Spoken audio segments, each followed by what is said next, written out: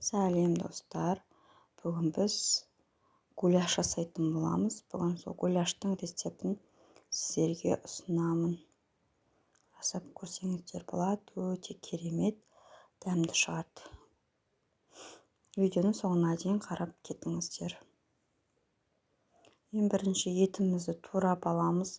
Турап алғаннан кейін табамызға майымызды салып қыздырып, одан кейін етімізді салатын боламыз. Етіміздің барлығын салып,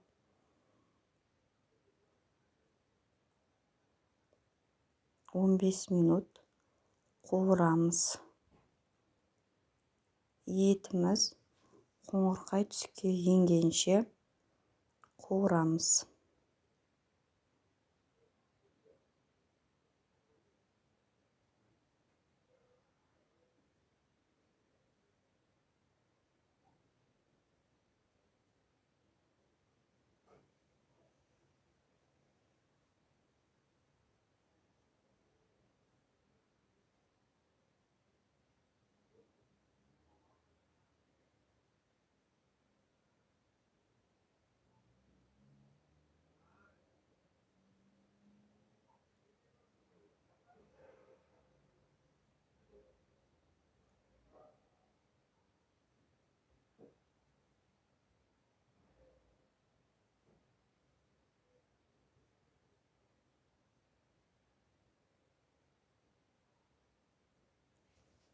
Осылай қуырып алғаннан кейін біз ұнымызды, соусымызды дайындаймыз. Табамызға осылай салып қуыратын боламыз. Бұнда қызарғанша қуырамыз.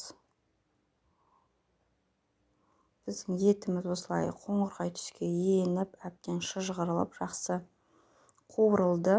Одан кейін біз ұсақтап туралған пиязымызды саламыз.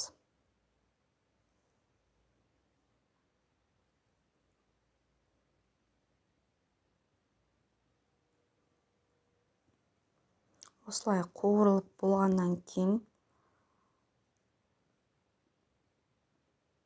дәміне қарай тұзымызды, бұршымызды және де томатымызды саламыз. Барлығын салып, жақсылап араластырып, жай отта қуырып аламыз. Міндетті түрде томат салғаннан кейін қуырып алғандарыңыз жөн. 10-15 минут қуырып аласыздар. Яғни қуырып алмасаңыздар, томаттың қышқылтым дәмі шығып тұрады.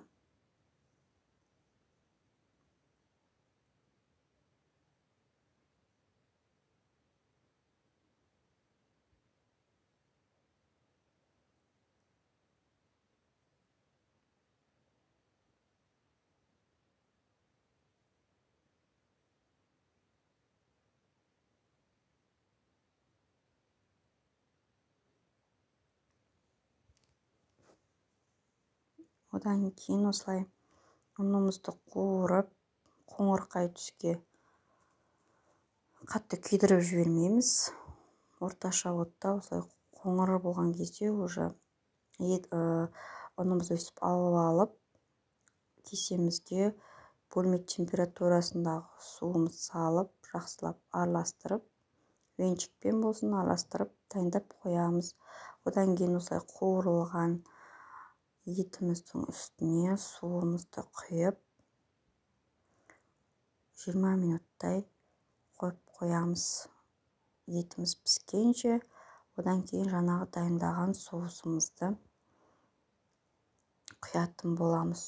Құйғаннан кейін, одан кейін 15 минут тағы да жай отта пісіріп аламыз табамызға.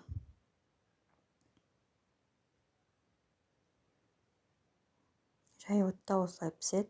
Сіздерде қою болып кететін болса, міндетті түрде суды құйсаңыздар болады үстіне, және қайнатып алсаңыздар болады. Менде осындай қою болып шықты. Видео ұнаса лайк басып тіркеліңіздер.